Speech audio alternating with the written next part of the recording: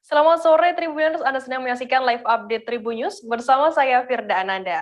Seperti biasa, sore ini kami akan menyajikan informasi terkini dari berbagai daerah di Indonesia yang akan dilaporkan secara langsung oleh reporter kami di lapangan. Dan inilah live update selengkapnya. Kita awali berita pertama dari Jawa Timur, Saudara. Kejaksaan Negeri Ponorogo mengembalikan uang barang bukti sebesar 1,5 miliar rupiah kepada PT Duta Graha Indah atau DGI pada Rabu 18 Agustus hari ini. Kasih Pidana Khusus Kejaksaan Negeri Ponorogo Farhan Junaidi menyebutkan PT DGI merupakan kontraktor dalam pembangunan RSUD Dr. Haryono Ponorogo pada tahun 2009-2010 lalu. PT DGI diminta untuk membayar kerugian negara sebesar 3,5 miliar rupiah lantaran dianggap ikut berperan dalam kasus tindak pidana korupsi Direktur RSUD Haryono. Farhan mengatakan uang tersebut dikembalikan lantaran selama proses hukum terungkap bahwa PT DGI tidak menyebabkan kerugian hingga 3,5 miliar rupiah. Terkait informasi mengenai hal ini akan disampaikan oleh rekan wartawan kami dari Tribun Jatim, ada Sofyan Arif Chandra Sakti yang saat ini sudah tersambung bersama kami. Selamat sore, Sofyan. Halo, selamat sore, Firda. Sofyan, bisa dijelaskan bagaimana proses pengembalian barang bukti kasus tindak pidana korupsi tersebut? Ya, hari ini telah dilakukan pengembalian barang bukti sebanyak 1,5 miliar kepada PT DGI selaku kontraktor proyek RSUD Dr. Harjono Ponorogo yang dilakukan pada 2009-2010 lalu. PT DGI ini merupakan kontraktor yang dianggap berperan dalam kasus korupsi yang dilakukan oleh Direktur RSUD Dr. Harjono pada waktu itu, yaitu Bapak Yuni yang saat ini sudah dieksekusi selama 5 tahun. Dianggap waktu itu PT DGI merugikan negara sebesar 3,5 miliar. Namun pada proses hukum yang berlangsung, PT DGI dianggap tidak merugikan negara sebesar itu sehingga uang 1,5 miliar sisanya dikembalikan ke PT DGI. Hari ini PT DGI menerima uang tersebut yang diwakili oleh kuasa hukum Direktur PT DGI yaitu Bapak Dudung. Bapak Dudung sendiri tidak bisa hadir ke PT.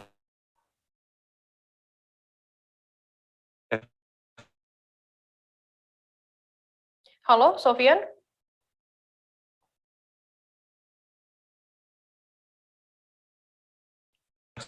Negeri Ponorogo karena saat ini yang bersangkutan halo? Iya, silakan, Sofyan.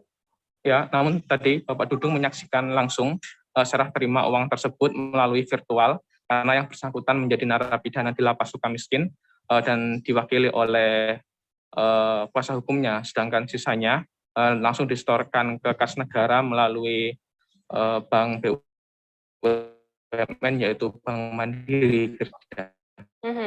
Sofyan, mungkin bisa dijelaskan apa alasan Kejari Ponorogo harus mengembalikan uang sebesar 1,5 miliar tersebut? Ya, memang pada awal proses persidangan dulu pada tahun 2015, PT DGI ini dianggap merugikan negara sebesar 3,5 miliar karena berperan aktif dalam kasus korupsi yang dilakukan mantan Direktur RSUD Dr.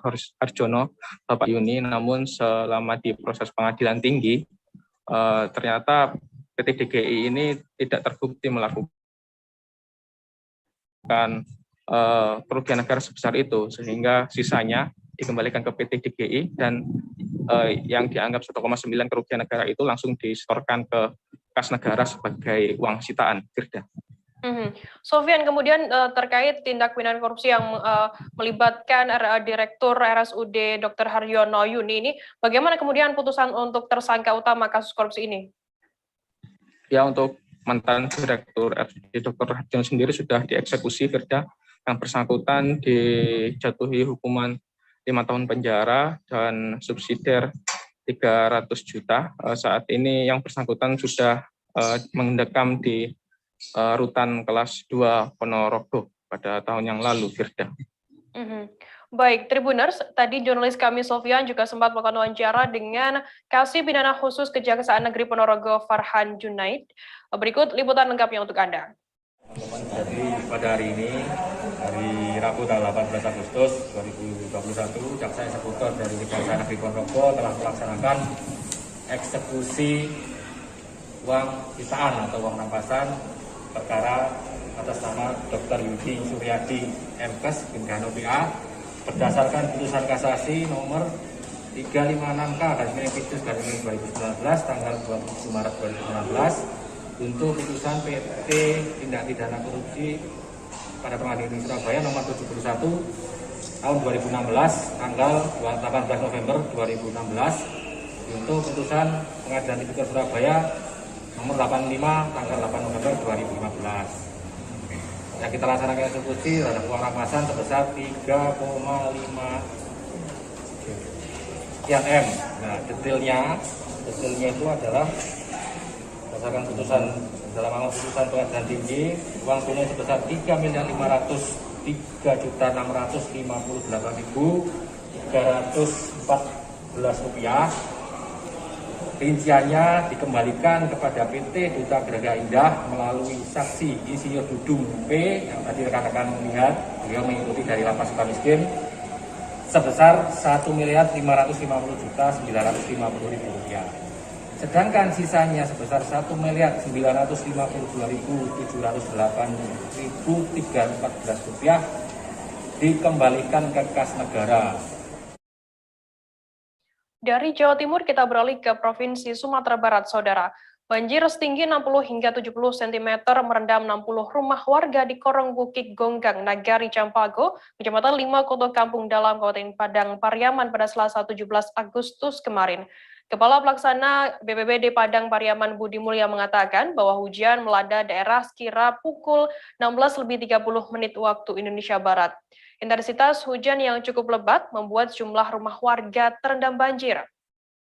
Terkait informasi lebih lengkapnya mengenai hal ini akan disampaikan oleh rekan wartawan kami dari Tribun Padang, ada Wahyu Bahar yang saat ini sudah tersambung bersama kami. Selamat sore, Wahyu.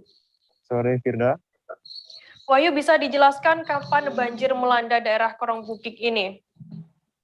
Oh, jadi gini, Firda dan Tribunar semua, bahwasanya berdasarkan laporan dari BPBD Padang Pariaman dan juga oleh pejabat setempat, bahwasanya hujan dengan intensitas tinggi melanda daerah sekitar pada Selasa 17 Agustus 2021 kira pukul 16.30, sehingga dengan debit air yang tinggi pada pukul 18.30 air mulai meluap dari selokan setinggi 60-70 cm. Itu keterangan dari pihak terkait. Kemudian berapa orang jumlah warga yang terdampak banjir yang melanda daerah tersebut? Informasi yang kami himpun dari pejabat setempat, yaitu Wali Korong dari Bukit Gonggang, Wali Korong mengatakan bahwasanya 60 rumah warga terendam, sedangkan berdasarkan keterangannya 80 kakak terdampak atas kejadian ini. Wahyu, kemudian bisa dijelaskan saat ini kondisi di daerah sana seperti apa seusai adanya banjir tersebut? Saat ini masyarakat tampak sudah membersihkan daerah sekitar, rumah-rumah mereka yang terdampak oleh banjir, adanya sisa-sisa genangan, dan segala aktivitas masyarakat yang kami pantau tadi di lapangan. Wahyu, apa tanggapan dari pejabat daerah setempat mengenai adanya musibah banjir yang melanda warga ini? Jadi Wali Nagari Campago di daerah tersebut mengatakan bahwasanya penyebab banjir yang terjadi salah satunya ialah tidak terpenuhinya ataupun daya tampung dari selokan atau drainase tidak memenuhi kapasitas karena debit air yang cukup tinggi, jadi airnya meluap. Sedangkan pemerintah setempat, kata PJ Wali Nagari, telah mengirimi surat kepada pemerintah Kabupaten Padang Pariaman untuk segera tanggap untuk mencarikan solusi terhadap penanganan banjir yang sudah berkali-kali terjadi di daerah tersebut. Baik, Tribuners, tadi jurnalis kami juga sempat melakukan wawancara dengan PJ Wali Nagari Campago Kecamatan 5 Kota Kampung Dalam, Padang Pariaman, Budi Halim Perdana. Berikut liputan lengkapnya untuk Anda. Mengenai kondisi banjir yang terjadi kemarin, itu sudah bertahun-tahun terjadi, Pak. Setiap hujan yang intensitasnya agak tinggi, itu selalu mengakibatkan banjir di situ. Cuman harapan dari masyarakat yang ada sekarang bagaimana kita bisa mengatasi banjir tersebut agar tidak terulang kembali. Cuman langkah-langkah yang telah diambil oleh pihak Nagari bersama yang lainnya kan sudah ada itu Pak, dari mulai dari pembebasan lahan untuk aliran air kan ke sungai yang ada di sebelah sana. Cuman yang dikendala sekarang itu adalah pendanaannya, sebab itu kan memakan biaya yang tidak sedikit.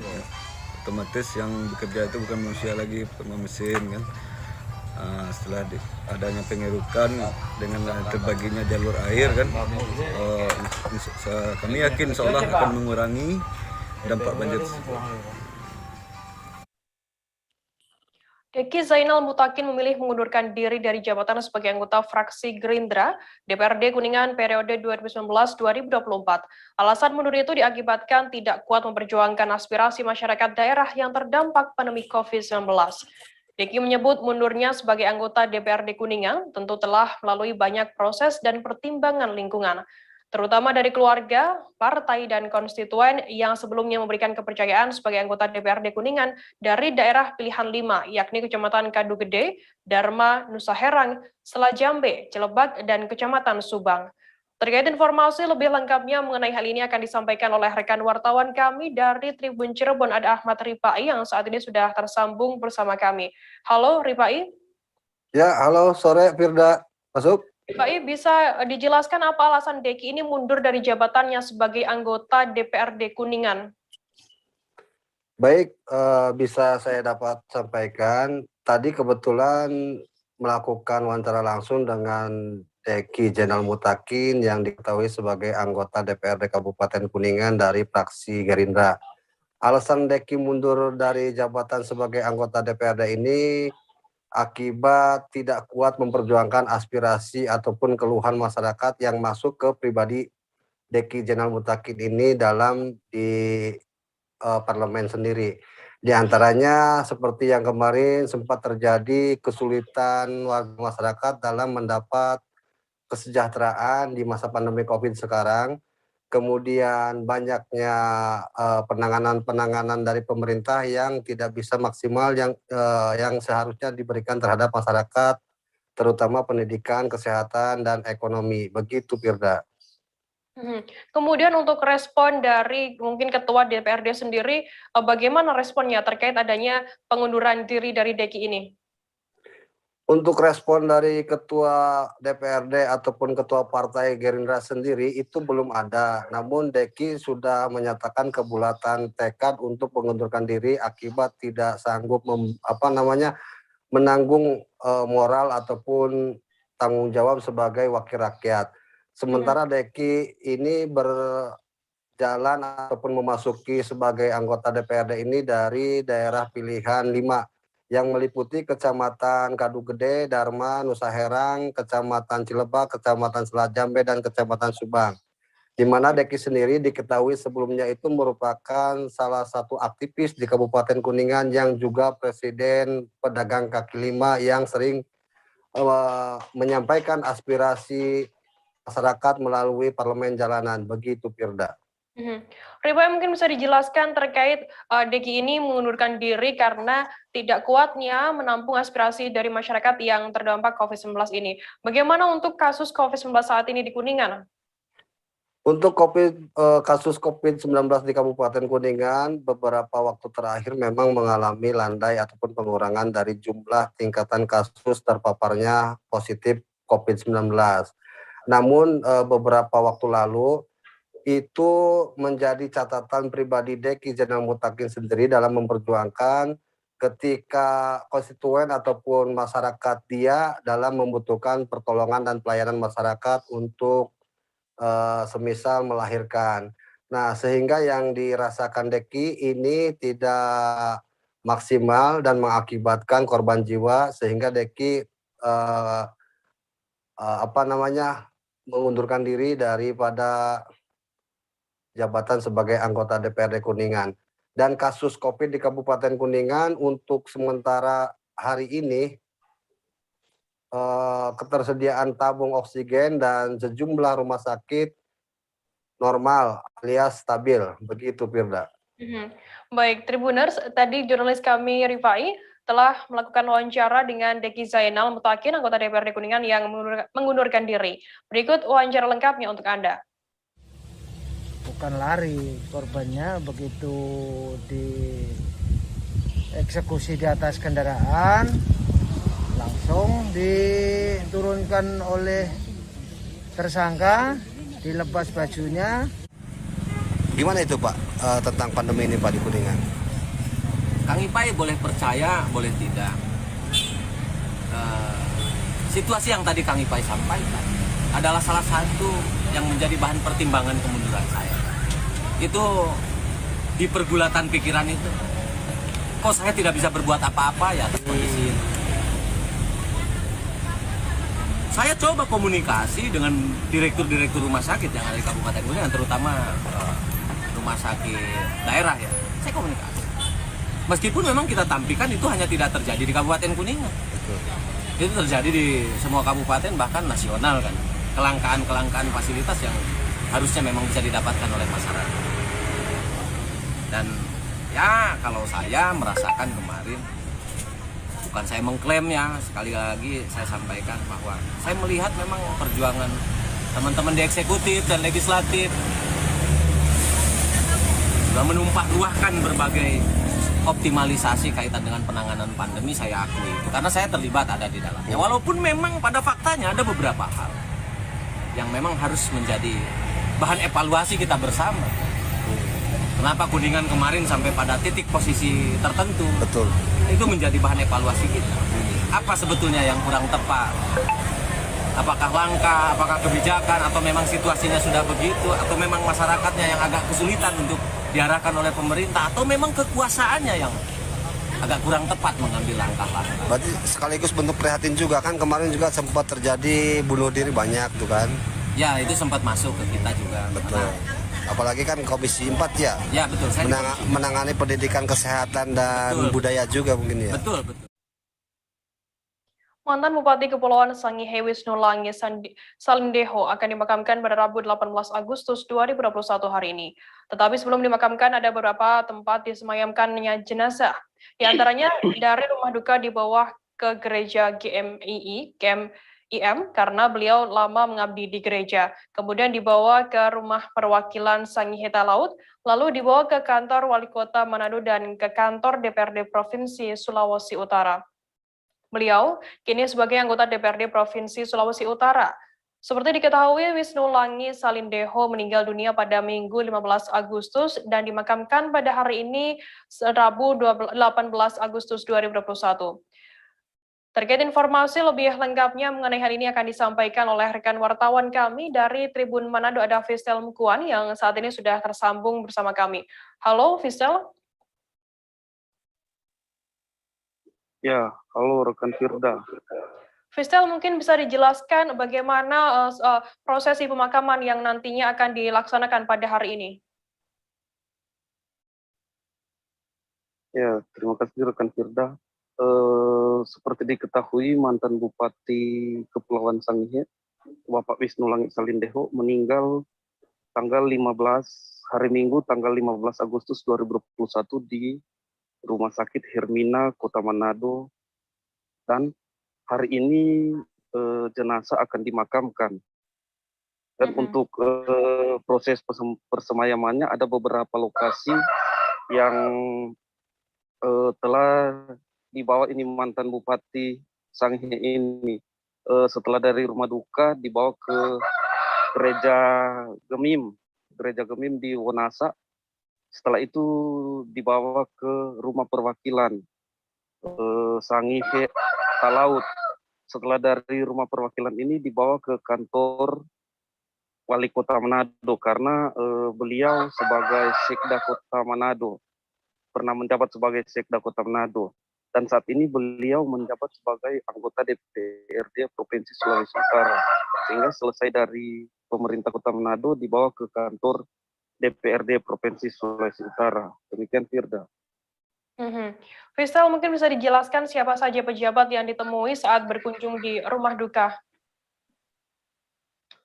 Saat kami temui pada hari Senin 16 Agustus 2021 di rumah duka, ada pejabat mantan Wali Kota Manado, Bapak Tiki Lumentut, yang saat itu hadir bersama istri, memberikan semangat bagi keluarga yang telah ditinggalkan beliau.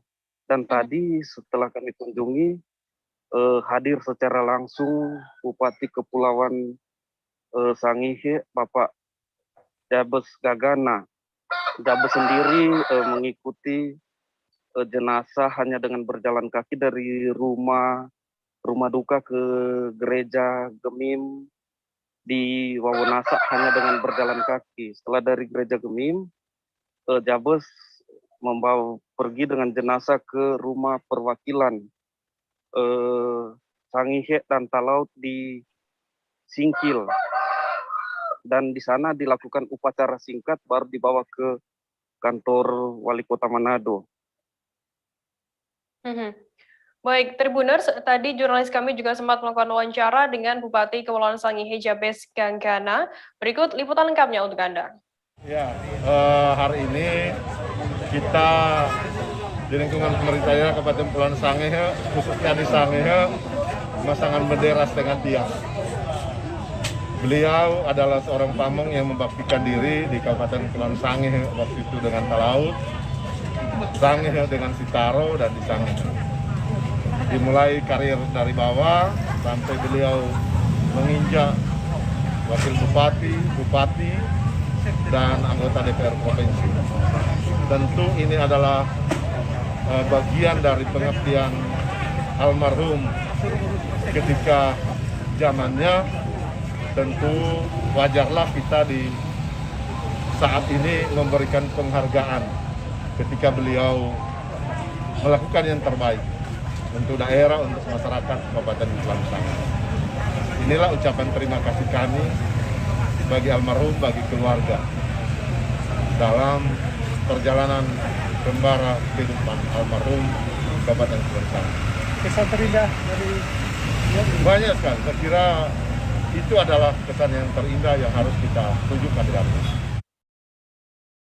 Tribuners, kita akan jeda sejenak. Kami masih akan menyajikan informasi menarik untuk Anda selesai ini. Tetap di Live Update. Oke, apa kabar Bang Aris di sini untuk strateginya?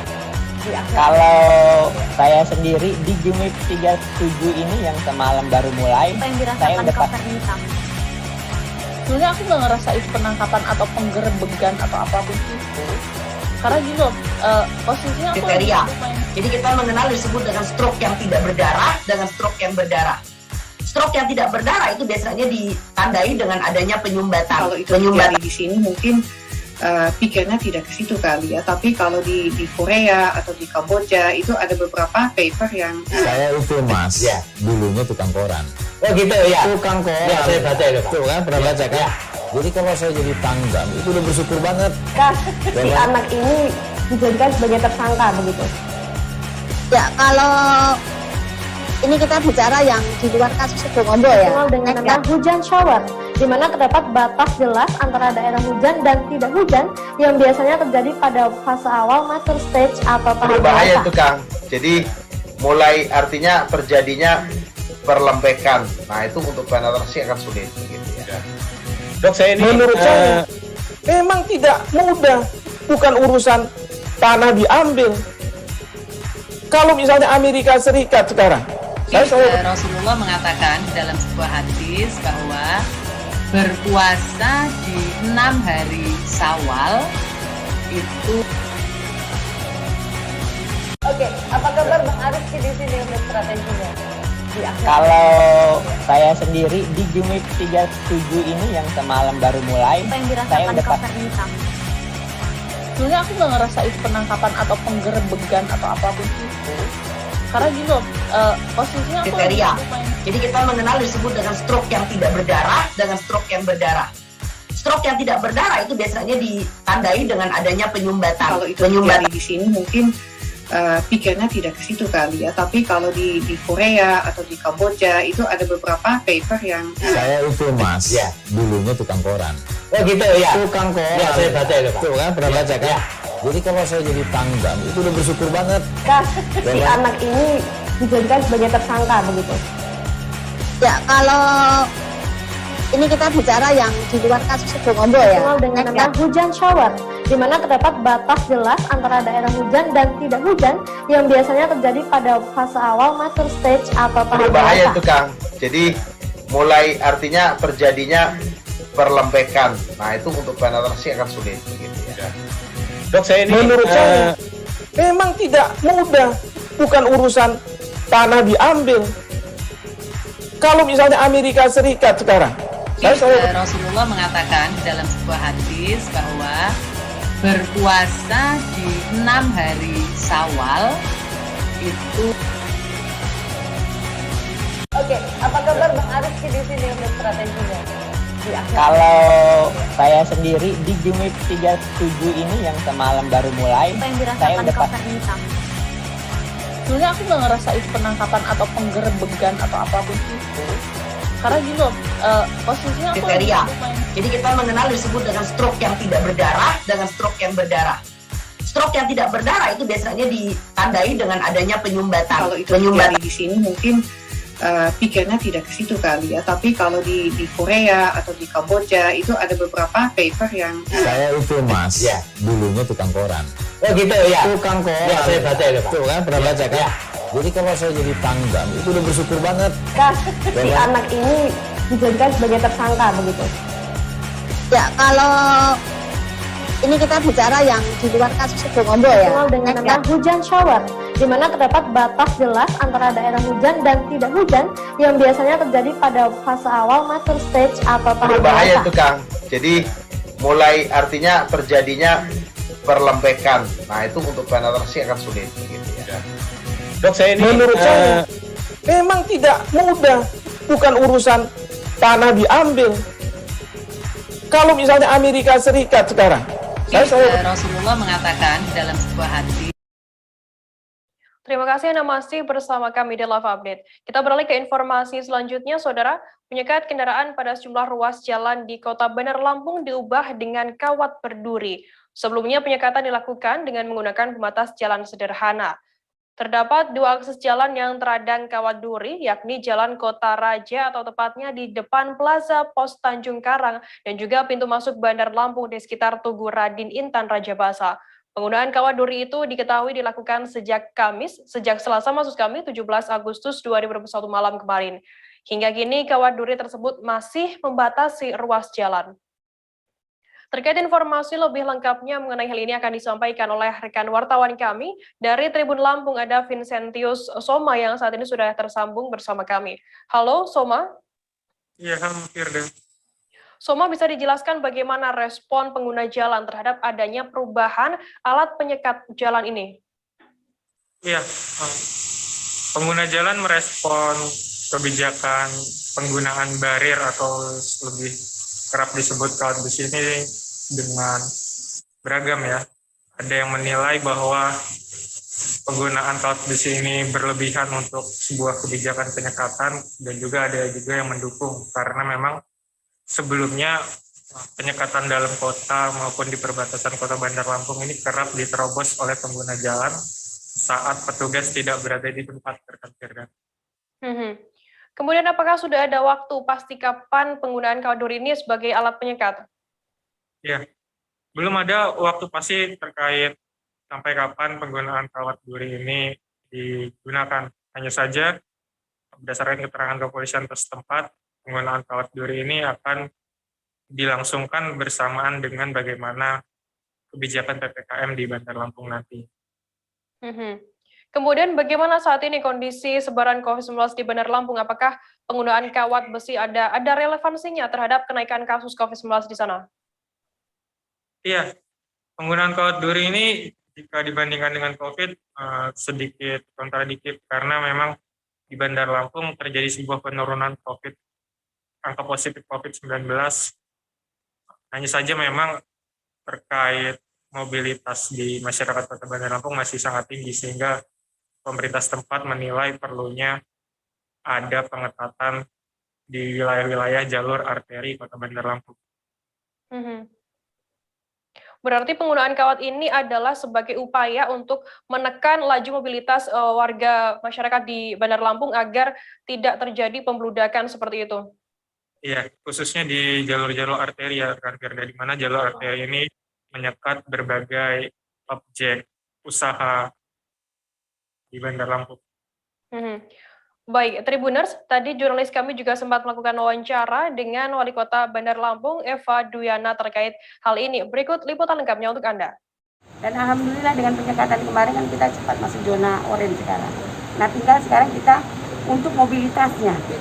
Karena untuk bor kita turun luar biasa. Ya, bor turun biasa, dan juga yang pelaksanaan prokes juga kita sudah luar biasa. Sekarang ini kerumunannya yang kita harus kurangi, karena kalau kerumunannya kita nggak berkurang, dan juga Bunda minta tolong kepada semua masyarakat, kalau tidak penting-penting amat, nggak usah keluar rumah, karena kita itu kalau kelihatan pergi-pergi kemana-mana itu satelit itu melihat kita zonanya merah terus, tapi kalau kerumunan kita berkurang, insya Allah. Tapi Bunda percaya masyarakat Kota Bandar Lampung sudah melaksanakan yang terbaik untuk daerah kita yang kita cintai. Dan Bunda juga banyak berterima kasih, masyarakat sudah melakukan untuk daerah kita. Pemerintah Republik Indonesia melalui Menteri Koordinator Bidang Kemaritiman dan Investasi Luhut Binsar Panjaitan menyebutkan jumlah daerah berhasil menurunkan status PPKM dari level 4 ke level 3. Dalam daftar itu, salah satunya disebutkan Kota Semarang, di mana menjadi kota besar pertama di Pulau Jawa dan Bali yang berhasil menurunkan status PPKM menjadi level 3. Masuk sebagai bagian dari wilayah yang dapat menjalankan PPKM level 3, Wali Kota Semarang Hendrar Prihadi mengucapkan syukur atas perkembangan kondisi wilayah yang dipimpinnya tersebut. Pemberlakuan PPKM level 3 di Ibu Kota Jawa Tengah memberikan beberapa pelonggaran pada sejumlah aktivitas. Terkait informasi lebih lengkapnya mengenai hal ini akan disampaikan oleh wartawan kami dari Tribun Jateng, ada Eka Yulianti Fajrin yang saat ini sudah tersambung bersama kami. Halo Eka. Halo Firda. Eka, bisa dijelaskan apa saja pelonggaran yang diberlakukan selama PPKM level 3 di Kota Semarang kali ini? Iya, Firda, Kota Semarang menjadi salah satu kota atau kota pertama yang kota besar yang masuk level 3. Dan ada beberapa kelonggaran yang diterapkan di Kota Semarang, salah satunya yakni pusat perbelanjaan yang semula masih beroperasi secara terbatas, kini beroperasi dengan kapasitas 50%, dan tentunya masih mewajibkan pengunjungnya harus harus sudah divaksin. Dan kemudian aturan bagi PKL dan juga restoran itu masih sama seperti sebelumnya, yakni kapasitas 30% dan maksimal beroperasi hingga pukul 20.00. Dan tempat ibadah yang sebelumnya juga masih terbatas kini sudah mulai diberlakukan kapasitas 50%. Ada pula kelonggaran di bidang olahraga, maksud saya, tempat olahraga saat ini boleh beroperasi dengan kapasitas 25%, dan juga olahraga secara berkelompok, misalkan bersepeda seperti itu untuk bersama-sama itu boleh dilakukan maksimal 4 orang. Pada kategori PPKM level 3 ini, pembelajaran tatap muka juga dimungkinkan akan dilakukan di Kota Semarang dengan kapasitas 50%. Kemudian tempat hiburan dan tempat pariwisata yang sebelumnya selama PPKM level 4 hampir atau sudah lebih dari 1 bulan ini tutup, nantinya akan mulai beroperasi kembali dengan kapasitas 25%. Demikian, Sibda. Kemudian bagaimana dengan rencana pembelajaran tatap muka di sekolah-sekolah yang ada di Semarang? Iya, rencana pembelajaran tatap muka nantinya akan mulai didiskusikan. Dinas Pendidikan sendiri berencana akan mengumpulkan stakeholder terkait seperti Dewan Pendidikan, kemudian DPRD, kemudian perkumpulan kepala sekolah SD maupun SMP untuk membahas terkait rencana pembelajaran tatap muka selama PPKM level 4 ini. Dan Distrik sendiri menginginkan PTM segera dilaksanakan Agustus ini atau paling lama awal September nanti. Namun demikian, distrik juga masih menunggu instruksi Gubernur Jawa Tengah terkait penyelenggaraan PTM di wilayah level 3 di Jawa Tengah. Demikian, Firda. Kemudian Eka, apakah pelajar di Semarang ini sendiri sudah menjalani vaksinasi sebagai upaya persiapan pembelajaran tatap muka nantinya? Ya, vaksinasi pelajar sendiri di Kota Semarang sudah dimulai sejak beberapa waktu lalu. Sudah ada beberapa sekolah, setidaknya ada 5 sekolah jenjang SMP yang sudah dilakukan vaksinasi, dan juga sekolah SMA yang juga melakukan vaksinasi. Setidaknya ada 5.000 siswa di Semarang yang sudah divaksin. Memang jumlah itu belum keseluruhan, tapi pemerintah Kota Semarang berupaya terus melakukan vaksinasi bagi para pelajar di Kota Semarang. Dan mengingat belum seluruhnya siswa dilakukan vaksinasi, maka pembelajaran tatap muka nanti rencananya tetap akan dilakukan pembatasan, yakni 50% dari kapasitas, serta tetap menerapkan protokol kesehatan. Dan adapun vaksinasi bagi guru dan tenaga pendidikan dan tenaga pendidik itu sudah dilakukan sejak jauh hari dan sudah lebih dari 95% tervaksin. Demikian, Firda. Baik, Tribuners, tadi jurnalis kami Eka juga sempat melakukan wawancara dengan Wali Kota Semarang Hendrar Prihadi terkait hal ini. Berikut liputan lengkapnya untuk Anda. Selamat Dirgahayu Republik Indonesia ke-76 Merdeka. Hari ini saya ingin menyampaikan beberapa hal terkait dengan PPKM yang berakhir pada tanggal 16 Agustus. Tadi malam di Mendagri nomor 34 sudah turun. Berita baiknya, alhamdulillah Semarang turun level dari level 4 ke level 3. Sehingga ada beberapa hal yang mesti kita sesuaikan, terutama terkait dengan pembatasan kegiatan masyarakat maupun usaha. Secara umum, yang di tempat mal boleh buka, hanya karena level 3 pengunjungnya boleh 50%. Jam operasional tetap jam 8. Kemudian yang lain-lainnya kemarin tempat ibadah tetap, tapi kapasitasnya sekarang menjadi 50%, kemarin kan 25%. Lalu dimungkinkan juga di dalam level 3 ini PTM, pendidikan tatap muka dengan kapasitas 50% itu dimungkinkan. Serta kami kemudian mengikuti beberapa hal terkait dengan aplikasi yang masuk mal, aplikasi Peduli Lindungi akan kita lakukan ke tempat wisata dan hiburan.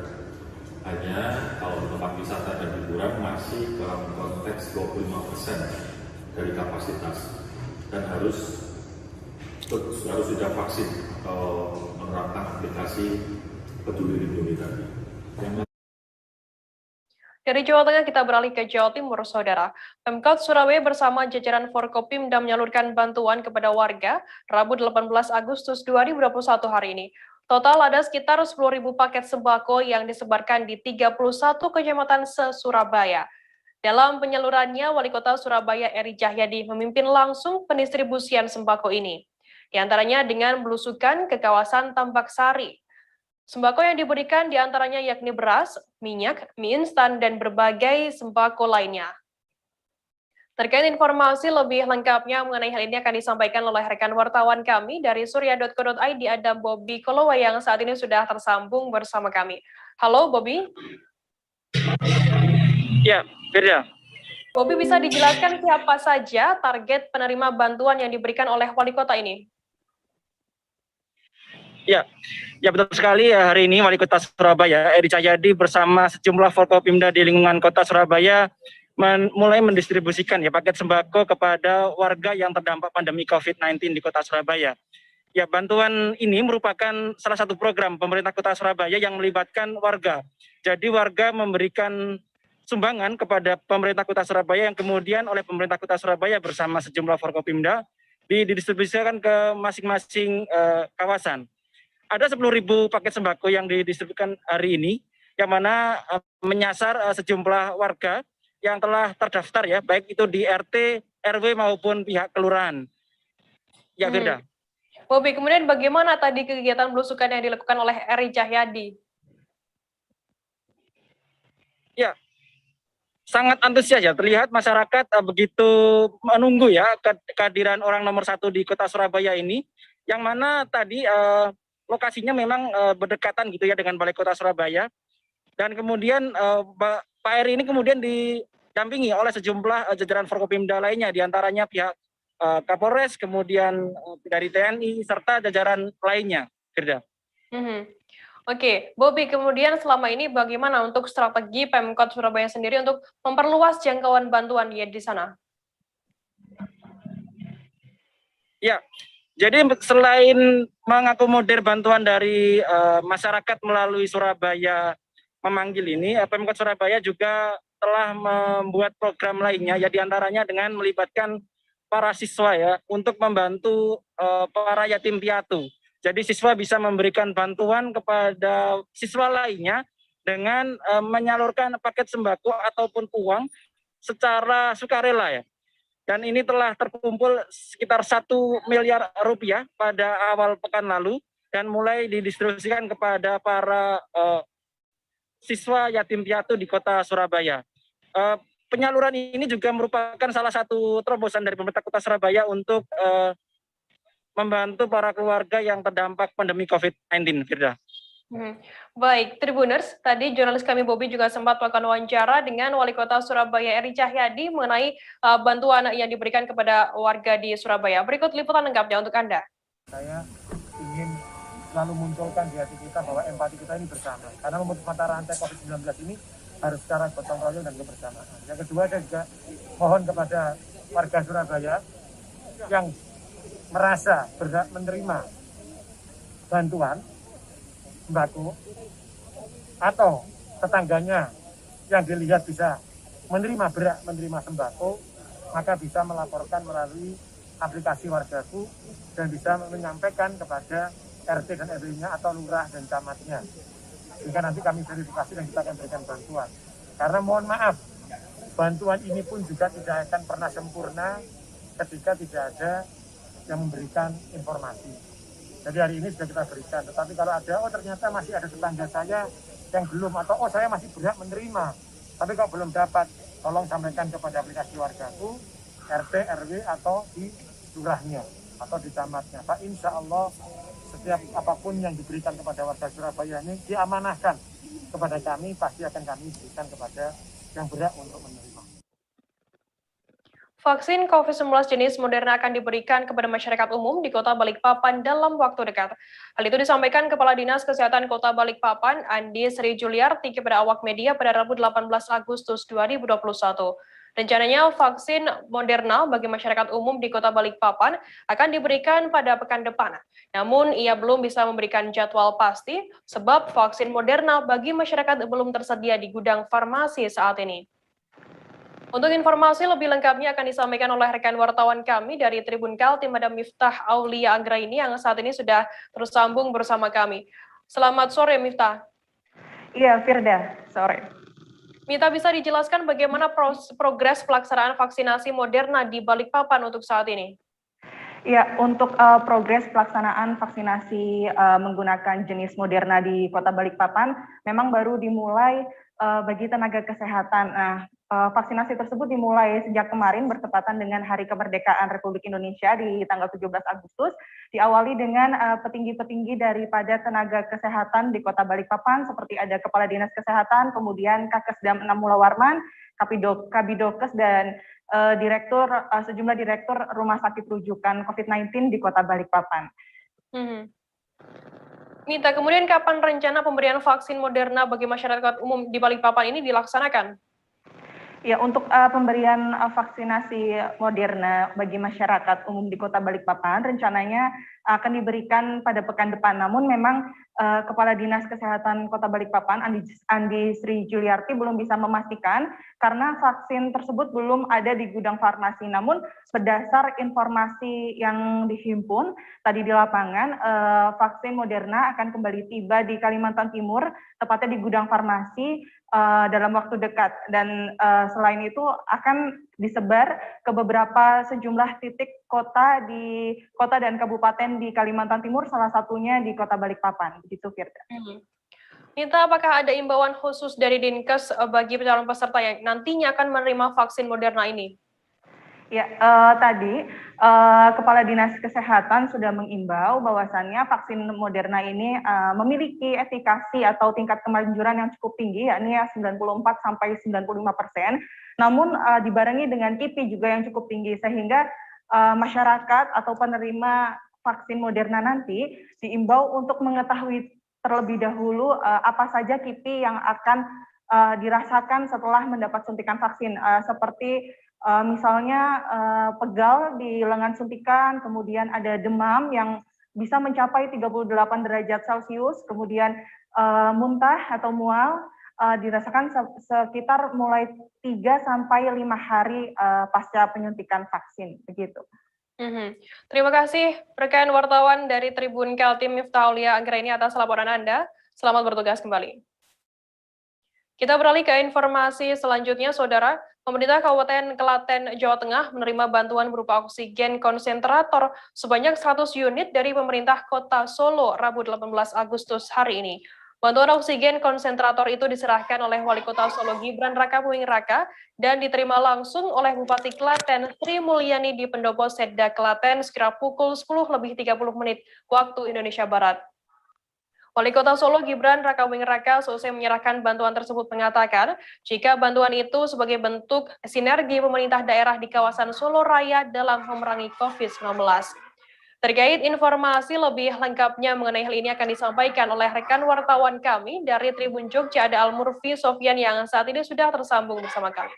Selamat sore, Alfi. Selamat sore, Firda. Alfi, bisa dijelaskan bagaimana pelaksanaan penyerahan bantuan oksigen konsentrator Pemkot Solo ini ke Pemkab Klaten? Ya, Firda, benar, Rabu 18 Agustus 2021 pagi tadi, Wali Kota Solo Gibran Rakabuming Raka menyerahkan bantuan dari Pemkot Solo, yakni oksigen konsentrator kepada pemerintah Kabupaten Klaten, Jawa Tengah. Bantuan itu diterima langsung oleh Bupati Sri Mulyani di Pendopo Setda Klaten sekitar pukul 10:30 pagi.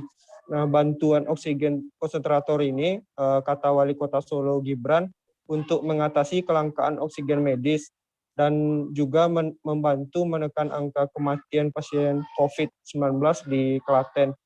Demikian, Firda.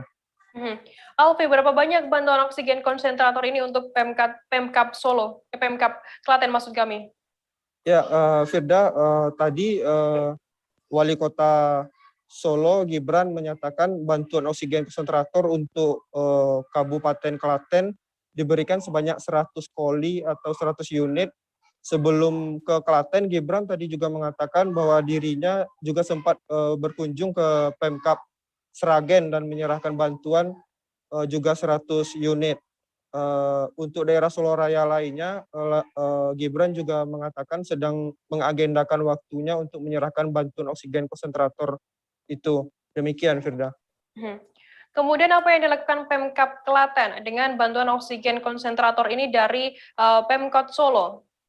Ya, Bupati Klaten Sri Mulyani tadi mengatakan dirinya selaku pemerintah daerah dan masyarakat Klaten sangat berterima kasih atas bantuan dari pemerintah Kota Solo tersebut, yang mana bantuan tersebut bisa untuk mengatasi kelangkaan oksigen di Kabupaten Klaten. Dan Bupati tadi juga menegaskan bantuan oksigen konsentrator tersebut akan ditempatkan atau diberikan kepada tempat-tempat isolasi terpusat yang ada di Kabupaten Klaten. Adapun tempat isolasi terpusat itu dengan berbagai tingkatan, mulai dari isolasi terpusat di tingkat kabupaten, tingkat kecamatan maupun di tingkat desa.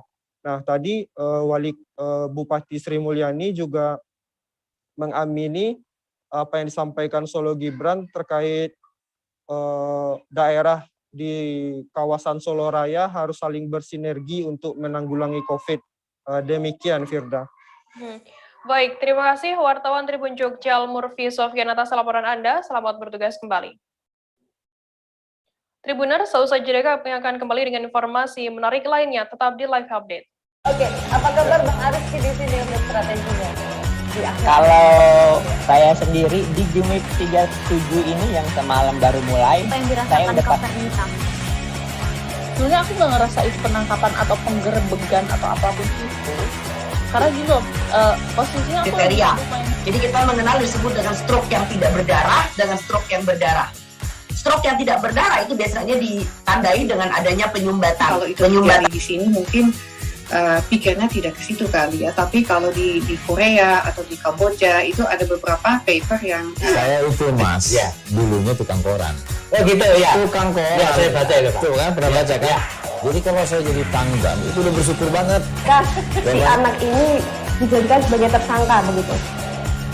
Ya, kalau ini kita bicara yang di luar kasus Situbondo ya. Dengan nama hujan shower, di mana terdapat batas jelas antara daerah hujan dan tidak hujan yang biasanya terjadi pada fase awal mature stage atau tahap berbahaya itu Kang. Jadi mulai artinya terjadinya perlembekan. Nah itu untuk penetrasi akan sulit gitu ya. Dok, saya ini menurut saya memang tidak mudah, bukan urusan tanah diambil. Kalau misalnya Amerika Serikat sekarang, Rasulullah mengatakan dalam sebuah hadis bahwa berpuasa di 6 hari Syawal itu. Oke, apa kabar Bang Aris di sini untuk strateginya? Kalau saya sendiri di Jumip 37 ini yang semalam baru mulai, saya udah sebenarnya aku nggak ngerasa itu penangkapan atau penggerebegan atau apapun itu. Karena gitu, posisinya aku kriteria. Jadi kita mengenal disebut dengan stroke yang tidak berdarah dengan stroke yang berdarah. Stroke yang tidak berdarah itu biasanya ditandai dengan adanya penyumbatan. Kalau itu terjadi di sini mungkin pikirnya tidak ke situ kali ya, tapi kalau di Korea atau di Kamboja itu ada beberapa paper yang saya itu Mas, ya, dulunya tukang koran. Oh gitu ya. Tukang koran. Ya, saya baca itu Pak. Tuh kan, pernah baca kan? Ya. Jadi kalau saya jadi tanggam itu udah bersyukur banget. Si anak ini dijadikan sebagai tersangka begitu. Ya, kalau ini kita bicara yang di luar kasus Situbondo ya. Dengan nama hujan shower, di mana terdapat batas jelas antara daerah hujan dan tidak hujan yang biasanya terjadi pada fase awal mature stage atau tahap berbahaya itu Kang. Jadi mulai artinya terjadinya perlembekan. Nah itu untuk penetrasi akan sulit gitu ya. Dok, saya ini menurut saya memang tidak mudah, bukan urusan tanah diambil. Kalau misalnya Amerika Serikat sekarang, Rasulullah mengatakan dalam sebuah hadis bahwa berpuasa di 6 hari Syawal itu. Oke, apa kabar Bang Aris di sini untuk strateginya? Kalau saya sendiri di Jumip 37 ini yang semalam baru mulai, saya udah sebenarnya aku nggak ngerasa itu penangkapan atau penggerebegan atau apapun itu. Karena gitu, posisinya aku kriteria. Jadi kita mengenal disebut dengan stroke yang tidak berdarah dengan stroke yang berdarah.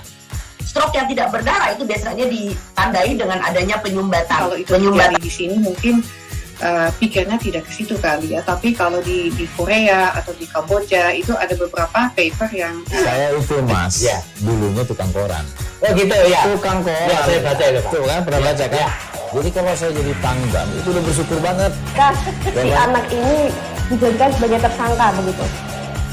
Ya, kalau ini kita bicara yang di luar kasus Situbondo ya. Dengan nama hujan shower, di mana terdapat batas jelas antara daerah hujan dan tidak hujan yang biasanya terjadi pada fase awal mature stage atau tahap berbahaya itu Kang.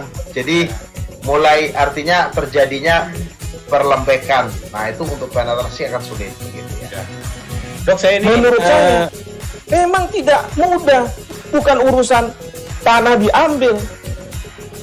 Kalau misalnya Amerika Serikat sekarang, Rasulullah mengatakan dalam sebuah hadis bahwa berpuasa di 6 hari Syawal itu. Oke, apa kabar Bang Arif di sini untuk strateginya? Kalau saya sendiri di Jumip 37 ini yang semalam baru mulai, saya udah pas. Sebenarnya aku nggak ngerasa itu penangkapan atau penggerebegan atau apapun itu. Karena gitu, posisinya aku kriteria. Jadi kita mengenal disebut dengan stroke yang tidak berdarah dengan stroke yang berdarah. Stroke yang tidak berdarah itu biasanya ditandai dengan adanya penyumbatan. Kalau itu terjadi di sini mungkin pikirnya tidak ke situ kali ya. Tapi kalau di Korea atau di Kamboja itu ada beberapa paper yang saya itu Mas, ya, dulunya tukang koran. Oh gitu ya. Tukang koran. Ya, saya baca ya, Pak. Tuh kan, pernah baca kan? Ya. Jadi kalau saya jadi tanggam itu udah bersyukur banget. Si anak ini dijadikan sebagai tersangka begitu. Ya, kalau ini kita bicara yang di luar kasus Situ Ngombo ya. Dengan nama hujan shower, di mana terdapat batas jelas antara daerah hujan dan tidak hujan yang biasanya terjadi pada fase awal master stage atau tahap berbahaya dewasa. itu Kang. Jadi mulai artinya terjadinya perlembekan. Nah itu untuk penetrasi akan sulit gitu ya. Dok, saya ini menurut saya memang tidak mudah, bukan urusan tanah diambil. Kalau Masih bersama saya Fernanda di Live Update. Kita beralih ke informasi selanjutnya, Saudara. Hari Kemerdekaan Republik Indonesia tahun ini menjadi hari spesial bagi pasangan suami istri Masdi dan Siti Hajar, warga Teluk Meranti, Kabupaten Pelalawan, Riau. Tepat 17 Agustus 2021, Siti Hajar melahirkan bayi kembar identik di RSUD Selasih, Pangkalan Kerinci, Pelalawan. Bayi kembar ini masing-masing dinamai Muhammad Harzani Islami dan Muhammad Aidin Islami. Saat dibesuk, Bupati Pelalawan Zukri dan istri Siti Hajar masih tampak lemah usai melahirkan putra kembarnya di HUT ke-76 RI ini. Ia juga menyempatkan diri berdialog dengan orang tua bayi tersebut dan memanjatkan doa. Sebelum pamit, Zukri menyerahkan cindera mata. Hal ini merupakan program dari Pemda Pelalawan yang dilaksanakan setiap tahun pada Hari Kemerdekaan.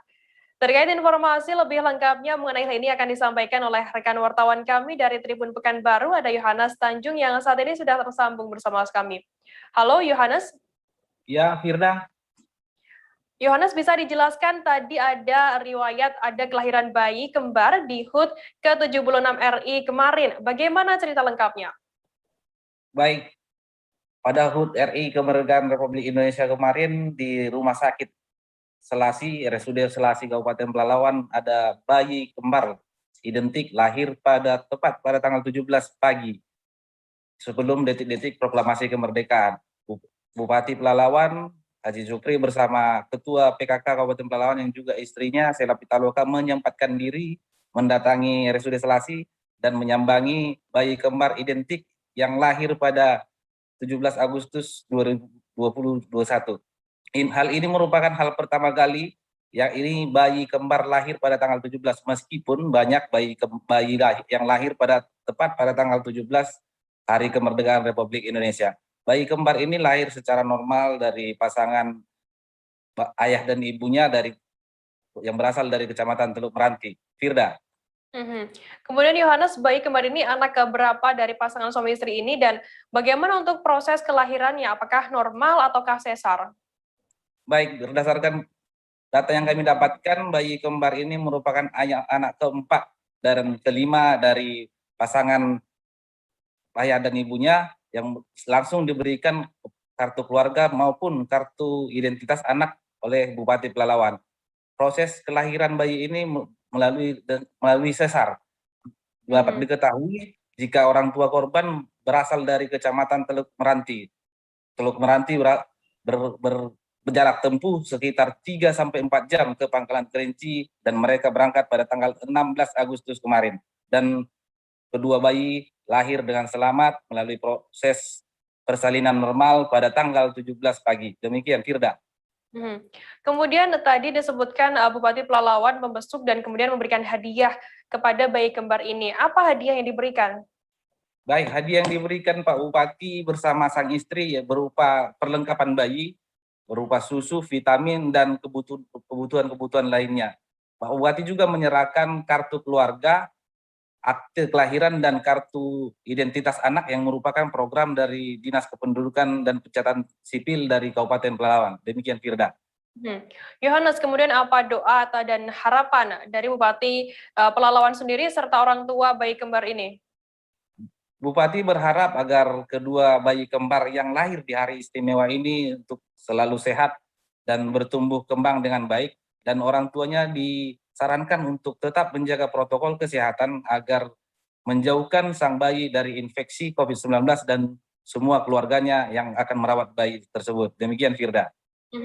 Baik, terima kasih wartawan Tribun Pekanbaru Yohanes Tanjung atas laporan Anda. Selamat bertugas kembali. Kita beralih ke informasi selanjutnya, Saudara. Dalam mempromosikan wisata di Papua saat Pekan Olahraga Nasional PON, Pemprov Papua meluncurkan aplikasi wisata bernama Papua Tourism.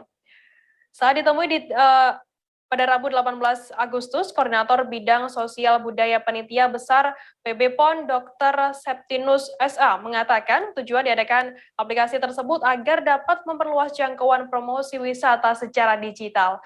Peluncuran aplikasi tersebut telah resmi diluncurkan oleh Ketua Panitia Besar PON ke-20 Papua, Yunus Wonda beserta petinggi lainnya di Hotel Horizon Ultima Entrop Jayapura, Papua.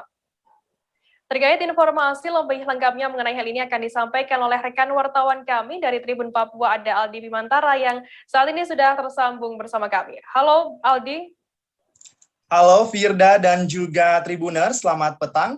Dapat saya laporkan dari Jayapura, Papua dalam mempromosikan wisata di Papua. Saat Pekan Olahraga Nasional PON, Pemprov Papua meluncurkan aplikasi wisata bernama Papua Tourism.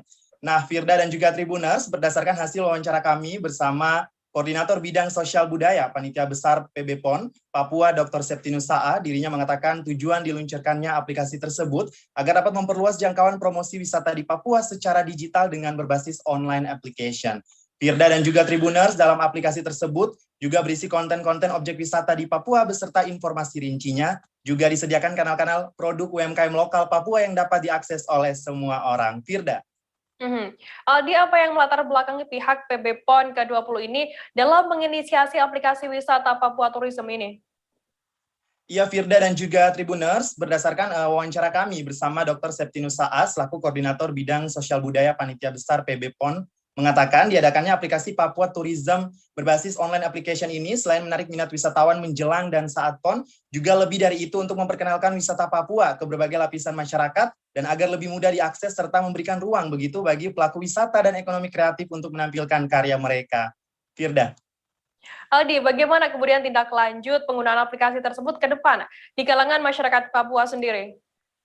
Iya, Firda dan juga Tribuners, dapat saya informasikan aplikasi tersebut dapat di-download maksud saya bagi pengguna Android dan iOS mulai hari ini Rabu 18 Agustus 2021 dan kedepannya menurut keterangan dari Koordinator Bidang Sosial Budaya PB PON Septinus SA, konten-konten di dalam aplikasi tersebut akan terus diisi dan diperbaharui mengikuti tren wisata dan juga peminatnya begitu. Dirinya juga mengajak masyarakat di seluruh Indonesia, khususnya yang akan mengunjungi Bumi Cendrawasih, agar dapat mendownload dan menggunakan aplikasi tersebut dengan baik dan tentunya bijak agar manfaatnya dapat diperoleh. Begitu Firda, kembali ke Anda.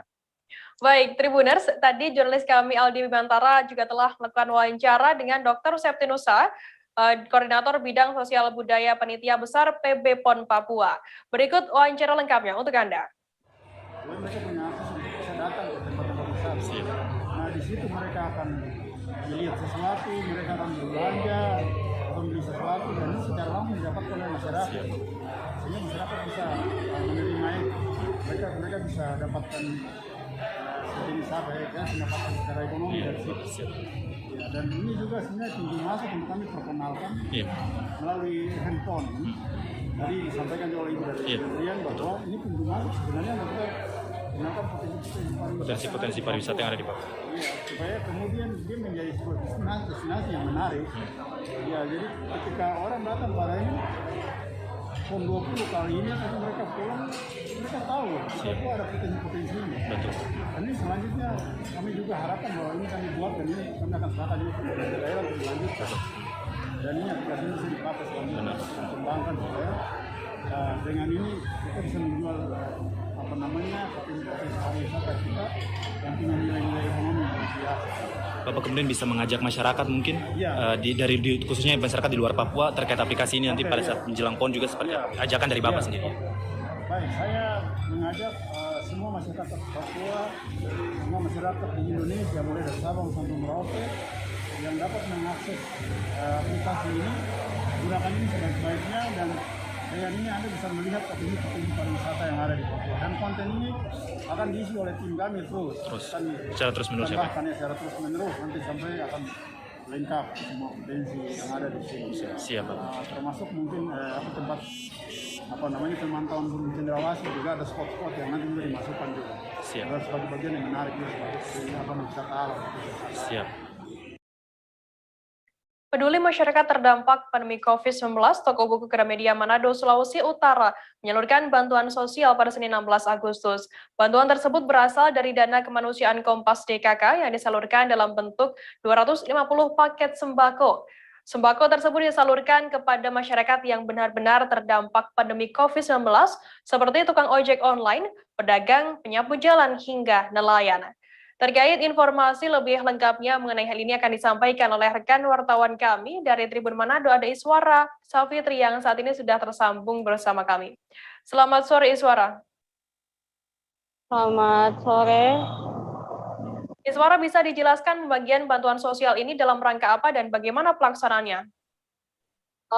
Jadi bantuan sosial oleh Toko Buku Gramedia ini dilakukan untuk membantu masyarakat yang terdampak langsung oleh pandemi COVID-19. Yang biasanya terdampak langsung itu adalah seperti supir ojek online, lalu penyapu jalan, dan juga para nelayan, seperti itu. Lalu untuk mekanisme pembagiannya sendiri, itu dari Toko Buku Gramedia menyediakan sekitar 250 paket sembako yang sebagian dibagi ke 2 kelurahan, yaitu Kelurahan Wenang Selatan dan juga Kelurahan Sario di Kota Manado. Nah, lalu sisanya Toko Buku Gramedia sendiri langsung menyalurkannya turun ke jalan ke seperti yang tadi saya bilang, ke beberapa nelayan, supir ojek online, pedagang juga, seperti itu. Kemudian bagaimana respon para penerima sembako ini? Kalau responnya mereka sendiri tentu senang ya, apalagi kan yang ditemui langsung di jalan, karena ya mereka sendiri kaget gitu tiba-tiba dapat bantuan, dan beberapa dari mereka juga bercerita bahwa memang selama pandemi ini penghasilannya mereka turun drastis begitu, ada yang sampai 50%. Bahkan kalau yang dari nelayan sendiri itu dampaknya kan juga tidak hanya dari pandemi, tapi juga ada reklamasi seperti itu, dan tentunya juga cuaca buruk yang sampai akhir-akhir ini masih melanda Kota Manado, seperti itu. Baik, Tribuners, tadi jurnalis kami juga sempat melakukan wawancara dengan Supervisor Penjual Toko Buku Gramedia Samratulangi, Cornelius Y. Justinus Kislayan. Berikut liputan lengkapnya untuk Anda. Ya, jadi baik. Yang bantuan yang kami serahkan adalah dana kemanusiaan dari Kompas ya. Kompas Gramedia, dalam arti Gramedia juga merasa peduli dan ingin berbagi dengan masyarakat khususnya yang ada di Kota Manado sehubungan dengan dampak pandemi COVID-19 yang sungguh-sungguh dirasakan dan dialami oleh masyarakat, dan ini menjadi pergumulan tersendiri. Oleh karena itu Gramedia terpanggil untuk mencoba memberikan bantuan kemanusiaan bagi mereka-mereka yang kiranya secara langsung kena dampak dari COVID-19, sehingga kiranya dengan bantuan yang diberikan kebahagiaan, kesuksesan, sukacita itu kiranya menjadi bagian dari kehidupan mereka di masa yang sulit ini. Dari Manado kita beralih ke Bali, Saudara. Seorang warga Imade Sadra 65 tahun asal Banjar Sema, Desa Pering, Kecamatan Belah Batu, Gianyar, Bali terseret arus saat mandi di Pantai Pering pada Senin 9 Agustus kira pukul 11:30 waktu Indonesia Tengah. Korban sempat berusaha diselamatkan oleh saudaranya, namun karena gelombang yang besar, penyelamatan pun tak bisa dilakukan secara manual. Saat terakhir dilihat oleh penolong, tubuh korban tertelungkup lalu menghilang. Untuk informasi lebih lengkapnya akan disampaikan oleh rekan wartawan kami dari Tribun Bali, ada Iwayan Eri Gunarta yang saat ini sudah tersambung bersama kami. Halo Eri.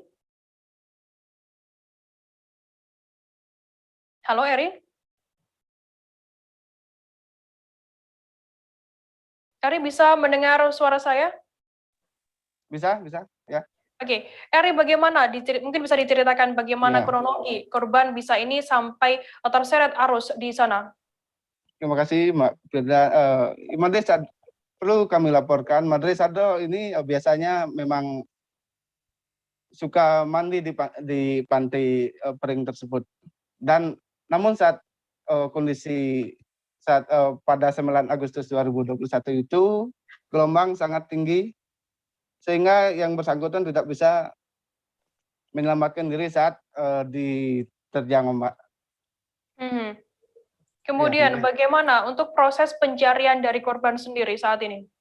Untuk pencarian sama ini melibatkan tim gabungan dari Satpol Airut Polres Gianyar, BPBD Gianyar, dan Basarnas Gianyar. Pencarian dilakukan melalui menyisir pantai hingga mencari ke dalam laut menggunakan kapal boat dari Satpol Air dan Basarnas.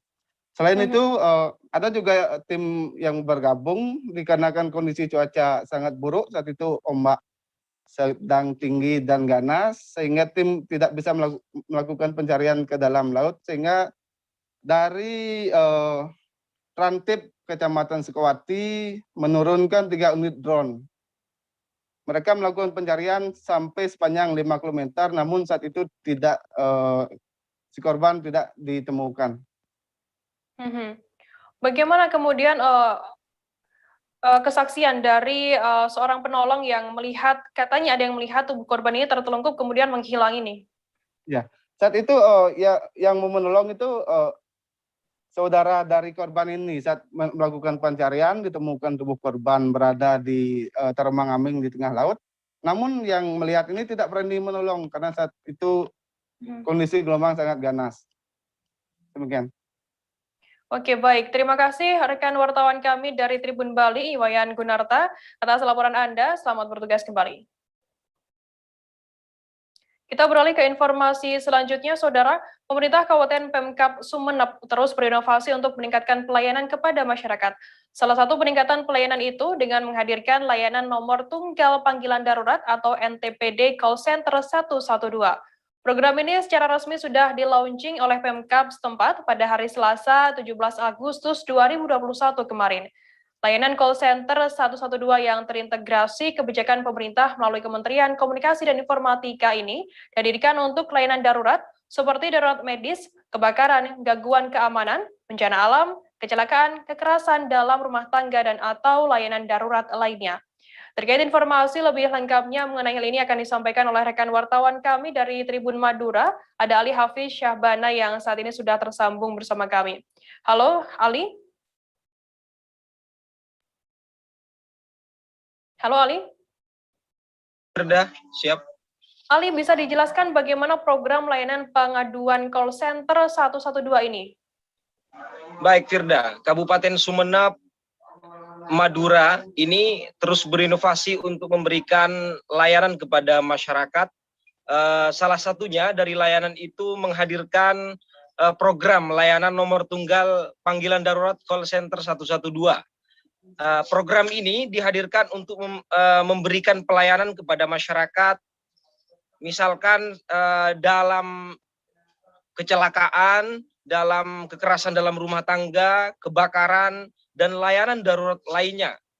Sekretaris Daerah Kabupaten Sumeneb, Edi Rasyadi, mengatakan bahwa layanan call center 112 ini satu-satunya di Madura, dari 4 kabupaten di Madura, salah satunya di Sumeneb. Ini yang pertama program yang memberikan kepuasan kepada masyarakat.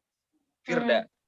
Aldi, kemudian apa saja layanan yang ada di call center 112 ini bagi masyarakat? Layanan call center ini misalkan ketika pada malam hari terjadi kebakaran atau ada pencurian, atau ada hal-hal yang sangat meresahkan masyarakat di Kabupaten Sumeneb ini, langsung masyarakat ini menghubungi nomor tunggal 112 tersebut. Seperti yang disampaikan Bupati Sumeneb Ahmad Fauzi bahwa layanan call center 112 ini memang layanan yang super cepat demi kepuasan masyarakat, artinya masyarakat bisa melalui telepon tersebut untuk mengadukan atau meminta pertolongan lebih cepat dari layanan ini. Bahkan Ahmad Fauzi menekankan kepada seluruh OPD hingga camat dan desa ini untuk selalu mengaktifkan nomor handphonenya untuk mengetahui hal-hal yang terjadi di masyarakat. Aldi, kemudian bagaimana untuk upaya dari Pemkab setempat mensosialisasikan kepada masyarakat bahwa ada layanan super cepat call center 112 ini?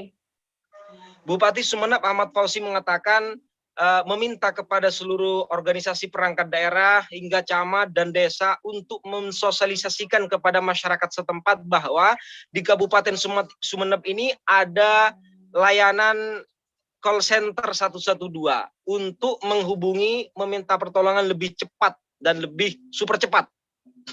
Hal ini diharapkan untuk mengurangi terjadinya kecelakaan lalu lintas, kebakaran, ini untuk mengurangi hal tersebut seperti yang sudah terjadi sebelum-sebelumnya. Firda. Baik, Tribuners, tadi jurnalis kami juga sempat melakukan wawancara dengan Bupati Sumeneb Ahmad Fauzi terkait layanan call center 112 ini. Berikut liputan lengkapnya untuk Anda. Bagian dari respon yang responsif, artinya ini harus ditindaklanjuti oleh OPD terkait, gitu loh. Sehingga pada saat OPD terkait ini juga responsif dalam implementasi pelaksanaan call center 112, maka secara otomatis pelaksanaannya berjalan dengan baik. Kecepatan dan segala macam itu harus menjadi satu kesatuan stabilitas untuk benar-benar berjalan call center 112. Ini kan bagian dari layanan masyarakat. Apa saja yang bisa dilayani oleh ini? Banyak, kebakaran, dengan pencurian, semua lah banyak sekali lah. Pokoknya yang bersifat dengan kedaruratan. Identifikasi Pak Bupati untuk misalnya pengaduan bohong misalnya, Nanti iseng. itu kan diajarin sudah, call centernya penerimanya itu dia sudah bisa menganalisis, oh ini bohong, oh ini hoax, oh ini prank dan sebagainya. Itu sudah kita latih mereka. Kalau kebakaran nggak mungkin di dalam kamar kelihatan santai gitu, pasti ribut dan sebagainya. Itu. Dari laporan ke tindakan kira-kira butuh berapa waktu? Langsung paling 3 menit langsung eksekusi berangkat. Kalau untuk akses di kepulauan misalnya Pak Bupati. Itu dalam proses pengembangan karena di sana dalam hal kebakaran dan sebagainya itu kan yang menjadi sulit karena di sana hanya Polsekta Banjarmasin Selatan menggelar rekonstruksi kasus pembunuhan berencana yang terjadi di Jalan Lingkar Dalam, Kelurahan Basireh Selatan, Kecamatan Banjarmasin Selatan, Kota Banjarmasin. Rekonstruksi dilakukan di halaman Polsekta Banjarmasin Selatan pada hari Rabu 18 Agustus siang. Dalam rekonstruksi tersebut ada 23 reka adegan yang diperagakan oleh tersangka Muhammad Ridho alias Ahmad dan Arbani alias Utuh. Adegan diperagakan mulai dari para tersangka berdiskusi soal upah kerja bongkar muat kayu galam yang belakangan diketahui penyebab tragedi tersebut. Kemudian ditampilkan pula saat kedua tersangka menikam korbannya bernama Ridwan hingga ketika pelaku melarikan diri menggunakan perahu kelotok. Dari hasil pengamatan, aksi penikaman dilakukan pada 3 adegan, yakni adegan 11, 13, 14, dan adegan ke-17. Meski sebanyak 4 kali diserang, namun korban hanya mendapat 3 luka, yakni di bagian atas telinga sebelah kiri dan bagian perut sebelah kanan dan kiri. Terkait informasi lebih lengkapnya akan disampaikan oleh rekan wartawan kami dari Banjarmasin, Pos Ada Rahmadi yang saat ini sudah tersambung bersama kami. Halo Rahmadi. Halo Firda. Rahmadi, bisa dijelaskan apa yang menyebabkan kedua pelaku ini tega menghabisi nyawa korbannya, Ridwan? Oke, sebelumnya rekonstruksi kasus pembunuhan dilakukan oleh Polsekta Banjarmasin Selatan pada hari ini. Dari keterangan Kepala Unit Satreskrim Polsekta Banjarmasin Selatan, hal tersebut dipicu karena soal upah bongkar muat kayu dalam, yang mana informasinya uang tersebut tidak diserahkan oleh korban kepada para pelaku. Begitu, Firda. Kemudian apakah ada hubungan antara korban ini dengan pelaku? Apa hubungan mereka? Ya, mereka ternyata kesehariannya adalah seorang pekerja bongkar muat kayu galam, dan antara pelaku dan tersangka ini mereka memang sudah saling kenal. Begitu. Berarti mereka adalah rekan seperti itu ya. Kemudian bagaimana suasana halaman Polsek saat rekonstruksi aksi pembunuhan ini dilakukan? Baik, meski dilaksanakan rekonstruksi kasus pembunuhan ini, namun di halaman Mapolsekta sendiri terpantau kondusif karena banyak pengguna jalan maupun keluarga dari pihak korban tidak diperbolehkan masuk ke area rekonstruksi. Mereka hanya bisa melihat dari luar pagar. Begitu. Oke, Rahmadi, kemudian bagaimana untuk hukuman bagi para tersangka ini? Polisi menyikapi hal ini, dan dari hasil olah TKP di lapangan dinyatakan para tersangka ini melakukan pembunuhan secara berencana, sehingga dijatuhkan pasal 340 junto 338 KUHP dengan hukuman di atas 10 tahun. Begitu, Firda. Baik, Tribuners, tadi rekan jurnalis kami juga sempat melakukan wawancara dengan AKP Sunarto, Kanit Reskrim Polsekta Banjarmasin Selatan. Berikut liputan lengkapnya untuk Anda. Bukan lari, korbannya begitu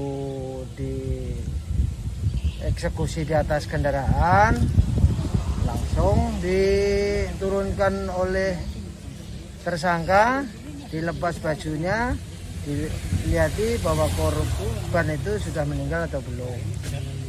Berarti motifnya apa nih, Pak? Motifnya dendam. Udah ada perlawanan ke dari korbannya? Menurut kejadian di TKP yang telah kita cek, tidak ada perlawanan dari pihak korban. Karena korban dijemput oleh tersangka dari kediaman kakaknya yang di Platah Makmur, sedangkan korban dieksekusi di tengah jalan. Si pelaku ini sempat pamit ke orang tuanya, ada sebelum kabur? Benar sekali. Jadi pelaku yang satu, Saudara Ahmad, ditangkap di daerah Kuripan di tengah sungai yang tembus ke Kapuas, sedangkan si utuhnya ditangkap di daerah Tumbang Nusa selama melaksanakan pelarian. Memang pembunuhan ini berencana, Pak? Menurut motif kan iya. Tribuners, informasi tadi sekaligus menutup perjumpaan kita dalam live update hari ini. Masih di tengah pandemi, Tribuners, kami terus mengingatkan Anda untuk selalu menerapkan protokol kesehatan dimanapun Anda berada. Saya Firdananda, mewakili kru yang bertugas pamit undur diri. Terima kasih dan sampai jumpa. Jangan lupa like, subscribe, dan share ya!